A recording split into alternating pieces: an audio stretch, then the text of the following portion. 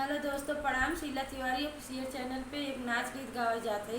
आपके जो कैसा लगे लाइक करना, कमेंट करना, शेयर करना अच्छा लगे तो। ताला दई के चाबी लई के आया बार